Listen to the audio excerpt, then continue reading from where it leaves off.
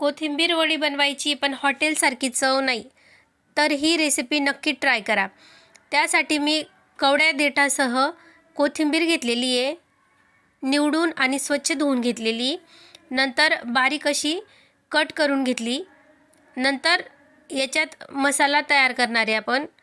लसूण, 2 तिखट मिरच्या आणि 2 चमचे एवढं जिरं घेतलेलं आहे, ते अगदी पेस्ट करून घ्यायची।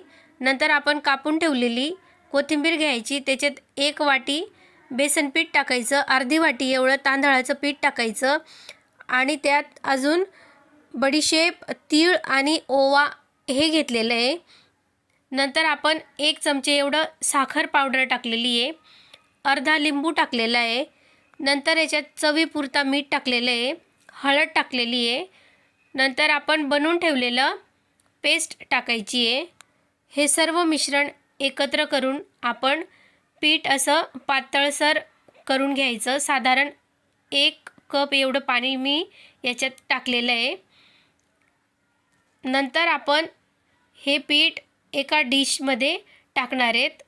त्याआधी त्या डिशला तेल लावून घ्यायचं, नंतर हे पेस्ट टाकून द्यायचं। आपण वाफवून घेण्यासाठी पाणी ठेवलेलं आहे उकळायला। पाणी उकळेपर्यंत आपण या पिठावर थोडी तीळ टाकून देऊ। नंतर पाण्याला उकळी आल्यानंतर वड्यांचं पीठ आपण वाफवून घेणार आहेत। साधारण 10 ते 12 मिनिटात वाफवून घेतल्यानंतर थंड व्हायला ठेवणार आहेत।